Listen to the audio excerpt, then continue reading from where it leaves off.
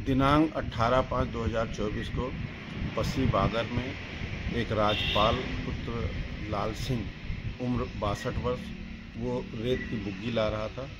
उस बुग्गी को लाते समय उसकी हत्या कर दी। यह मुकदमा अज्ञात में पंजीकृत हुआ। इस पे पुलिस की टीमें लगी हुई थी। सुराग रसी, पता रसी तथा और मकबूल की जानकारी में एक व्यक्ति प्रकाश में आया जिसका नाम मोनी उर्फ टिच्चू है, जो उसी बसी बांगर का रहने वाला है। उस पर 25,000 का इनाम भी है। आज रात्रि को पुलिस टीम जब गश्त में थी तो बसी बागर और बुगरासी के रास्ते पे ये व्यक्ति दिखाई पड़ा।